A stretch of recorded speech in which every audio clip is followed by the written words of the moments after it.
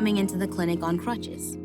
He had a personal driver dressed in casual clothes walking behind him. He leaned his head back to his driver and said, "I'm okay. I'll call you to come get me when I'm done." The driver nodded and left his side. Mr. Wong hobbled over to the front desk and asked, "Hi, where's Arya?" The front desk receptionist smiled and pointed to where she was standing. Mr. Wong hobbled over to her. Arya was humming a tune, looking over paperwork on a clipboard. Mr. Wong waved his hand at her to get her attention. "Hi, Arya." She looked up and smiled. She tapped a pen on the clipboard she was holding. Hi, Mr. Wong. How are you feeling today? I guess okay. And you? I'm doing well, thank you. Come on, let's get you over here to this seat to sit down. He hobbled over and sat down. She noticed he was wearing a new watch. She didn't say anything. By how it looked, she could tell he'd had it for years. It looked cheap and had scratches on it. He added, "You have a pretty voice." She smiled. Thank you. As she helped him maneuver his leg to start treatment, he squinted his eyes looking at her. He studied her features. An uneasy reaction swarmed around his chest. He felt as though the sun was beaming at his chest. You, look very familiar. Have I ever met you before? Arya looked at him and smiled. No, I don't think so. Perhaps you may have seen me on TV. I was actually a pop singer at one point. Mr. Wong swallowed the spit he had had in his throat. Really? What songs have you done? Maybe I might know them. The Colors of My Mind and Let's Go Back were #1 hit songs on the Billboard. Do you remember any of those? Mr. Wong looked at her really hard in the face and realized where he had seen her. It wasn't her singing that he remembered her by. He remembered participating in her mind control experiences while she was developing her career. He immediately realized the atrocious things he had done to her. He knew she would never remember him because he had done these acts while she was drugged. His disconsolate face looked pale. He had almost fallen off the chair, but she caught him. Arya looked at him concerned. Mr. Wong, what's wrong? Are you okay? He looked away from her, shaking his head, trying to avoid eye contact. Arya realized Mr. Wong knew her from somewhere. Mr. Wong, what's wrong? He closed his eyes to take a deep breath and exhaled. He didn't want her to know anything. He bit his bottom lip and touched her hand to ease her worries. I'm sorry, I have a headache that's been bothering me. She looked down at his hand and slowly removed hers from his. She sensed he was lying. It didn't bother her that he had touched her, but his reaction startled her. She played along. Shall I get you Advil or Tylenol? Yes, please. I'll take either. She walked away thinking, he knows me, but from where? I've never seen this man before. The shock on his face frightened me. She had gotten the pills and had returned back to him with a cup of water. Mr. Wong, where do you work? He had taken the pills and sipped the water.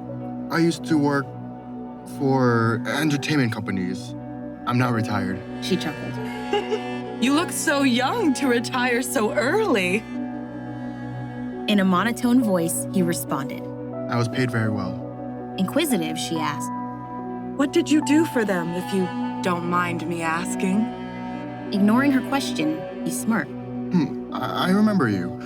You were that pop star that was standing on the ledge of a building. People thought you were going to jump. Arya's face lost all color. She twitched twice with her shoulder.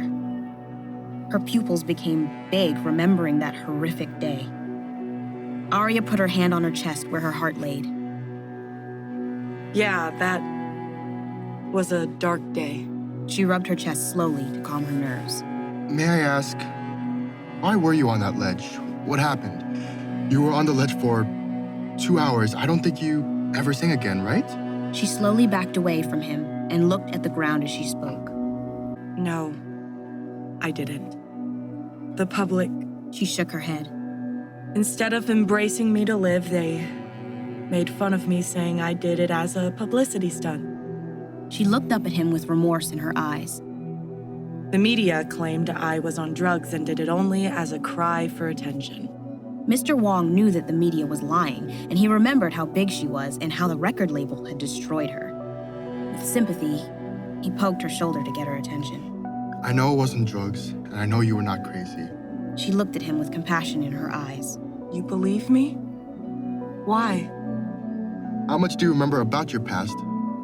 Arya thought for a moment. I remember very little. I just know that through the grace of God, I'm alive today and doing better than ever before. Mr. Wong knew her mind was blocked. He added, It's funny how celebrities do certain acts and the media portrays them to look crazy. People are not crazy. It's a way to dismiss them, to have them lose credibility. The media loves to catapult a person into the limelight. They love to crush them too. I remember hearing about you getting arrested with drug possessions. She smirked. Yeah, funny, right? I swore to the cops that the drugs they found on me were not mine. How can you convince someone when, by perception, they see only what they want to see? It must have been a hard time in your life. However, did you ever enjoy singing? Thinking back, she put her fingers on her lips. She grinned for a moment and then removed them from her lips with a smile. I loved singing. It was my drug. That was my high. I never injected drugs into myself. I felt alive being on stage and free, selling out stadiums and people cheering your name, them singing with you. Opening yourself up to a mass auditorium was thrilling, but off stage, that's sometimes hard to remember. Mr. Wong settled himself on the seat. Well, not many get to do what you do.